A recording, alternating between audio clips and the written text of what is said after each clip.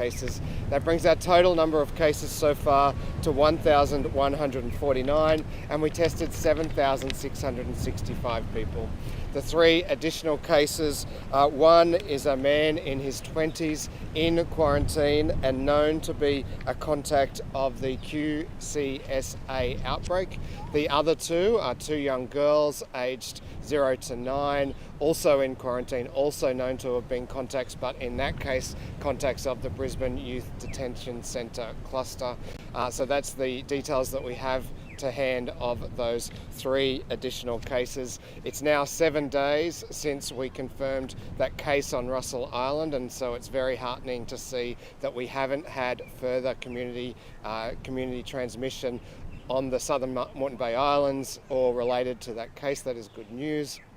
Our last case outside of quarantine was Tuesday, and so that's of course the key indicator from here on in about whether we have got this cluster under control is when we manage to go 14 days without any cases outside of quarantine. So we'll continue to monitor that very closely. I'm happy to take questions.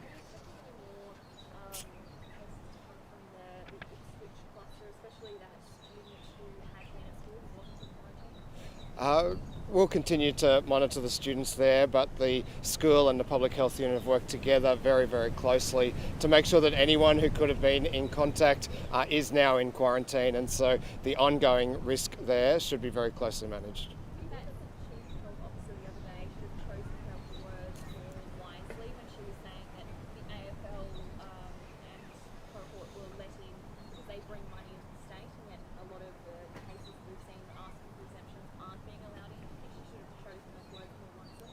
Oh, look, I'm not going to judge the words people choose. As you all know, we have done literally hundreds of press conferences, not for 3.5 minutes like the Leader of the Opposition did this morning, but often for 30, 40, 50. Last time we were here, we did 1 hour and 10 minutes. What the point Jeanette was making was that there are a number of important industries that we have been able to keep operating because we have worked with them to deliver COVID-safe plans, and those industries have allowed people to keep their jobs, to stay in work, to allow our economy to continue. In fact, Queensland's economy right now is propping up the national economy because we have not been impacted as much as the two other big states. And so the point Jeanette was making was that she worked with the AFL to develop a COVID-safe plan so that they could play football and keep people in jobs, just as she worked with the freight industry to ensure that people driving trucks could continue in their jobs and we could continue to have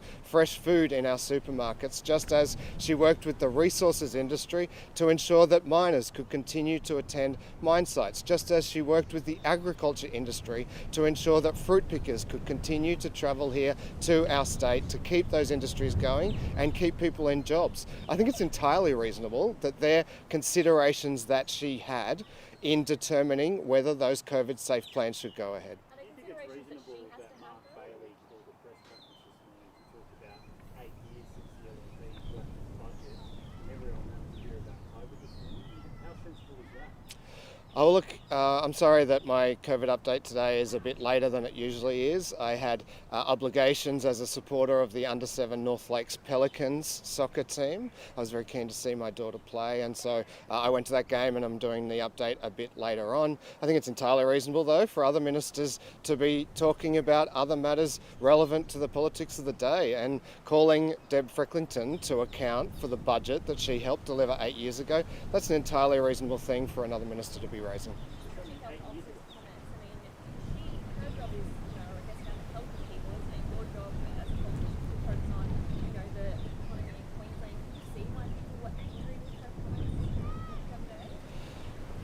I think the comments she was making was that where there are industries that make an important economic contribution that keep people in jobs, it's important to work with them to ensure that they can continue to operate as much as possible in a COVID-safe way. And that's precisely what she's done throughout this. There's nothing new here.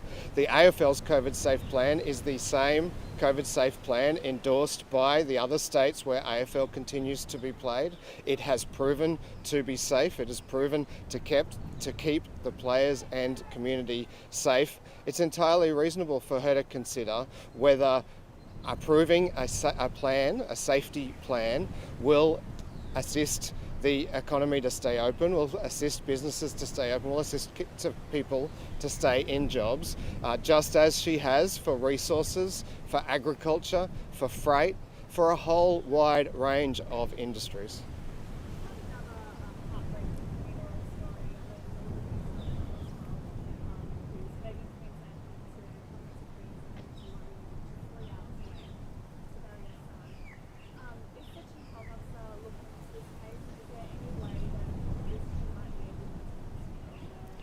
Look, there's been a lot of commentary about funerals recently, but I'd emphasise that we have said throughout this pandemic that arrangements around funerals are some of the hardest, some of the most heartbreaking, the most distressing.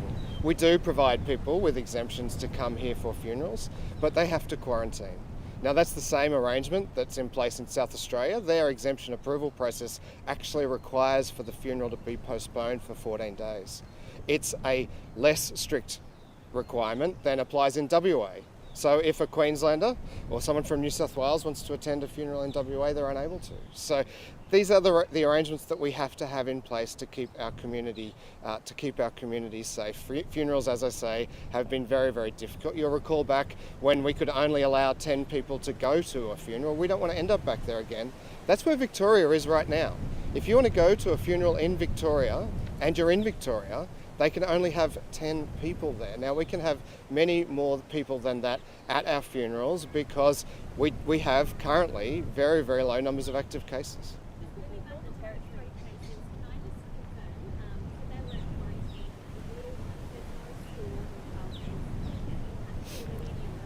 Look, no, my advice at this stage is that they've been in quarantine throughout the infectious period, but as you know, we report these cases to you very quickly after we learn of them, and so our public health units will investigate that, and if there is a need for a public health alert, we'll put one out. But the advice at this stage, at least our understanding at this stage, is that they were in quarantine.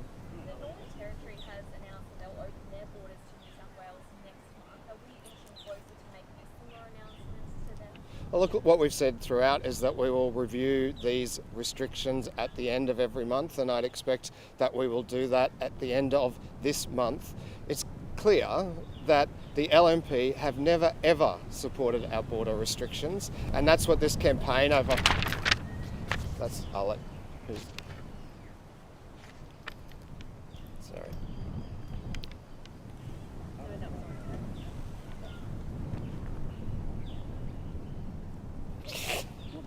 I'm helping out.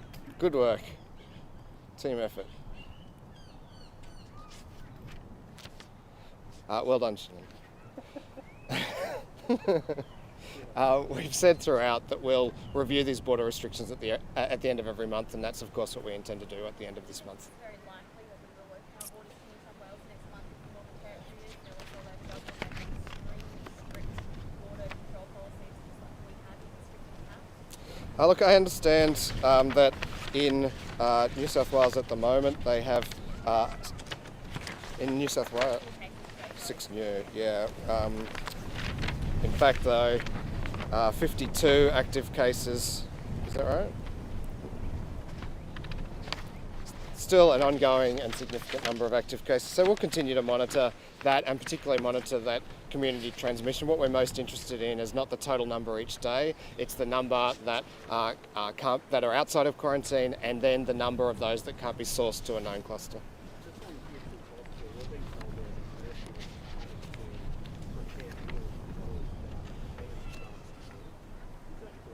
No, I've heard those reports and we've checked with the hospital and that's not the case. There have been arrangements put in place there at the kitchen, additional staff brought in. I understand they're using disposable plates and cutlery just to take some pressure off the kitchen staff, but my understanding is that that's not the case.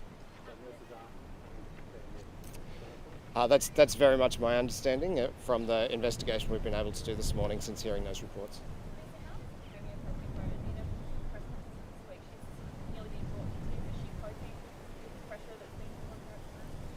Oh, look, it's been a challenging time for all of us. I know it's a challenging time for all Queenslanders. It's difficult when you have the Prime Minister, Peter Dutton, Matthias Cormann, just about every bloke in the federal government come out and attack you, and that takes a toll. But I know that our Premier has stood strong against the LNP's attacks on our border restrictions for months and months and months, and will continue to do so.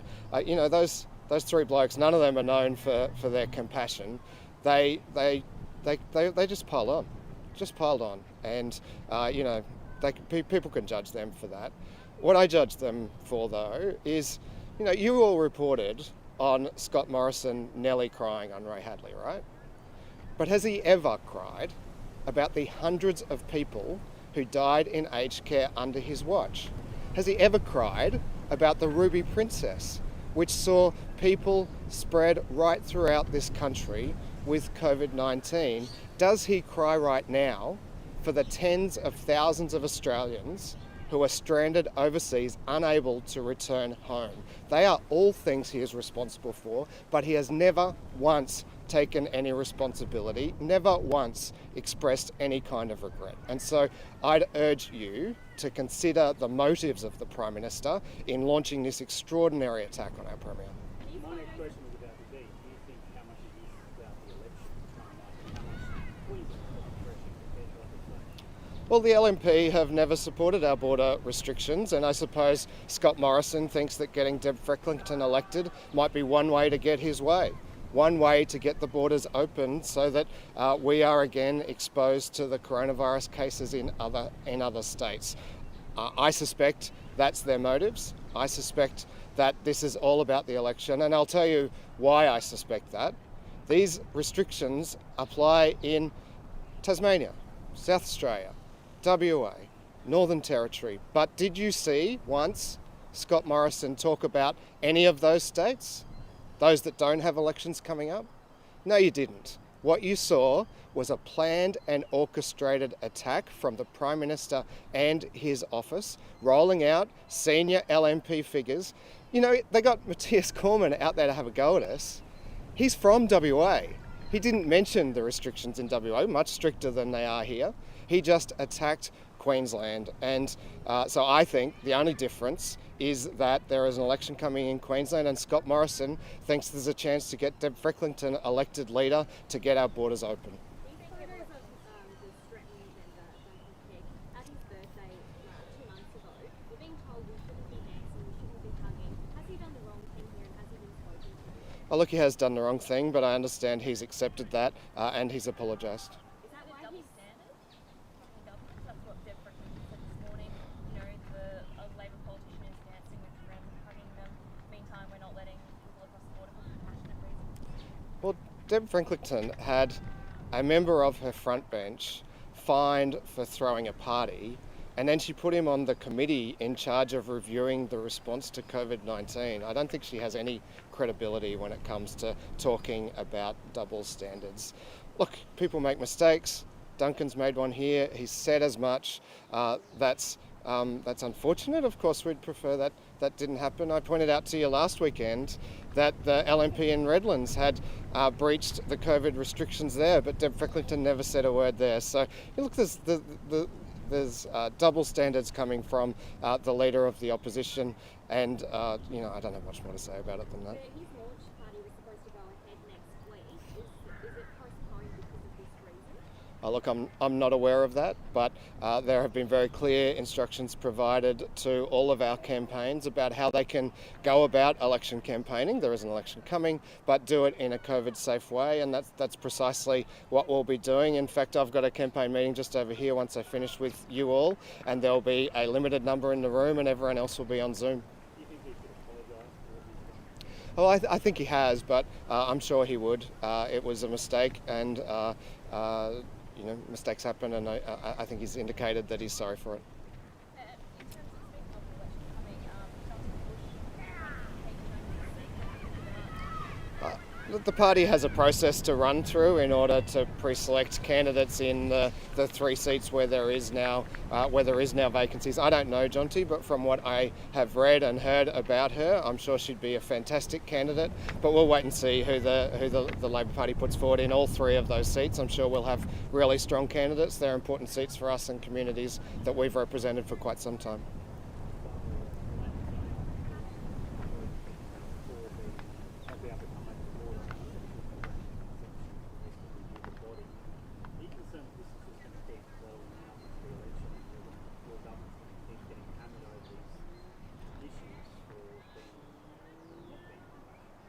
Yeah, look, I think we have found a resolution to that particular matter. What I've tried to emphasise is that we are dealing with thousands of these kinds of requests each and every week, and some of them will need to be told no.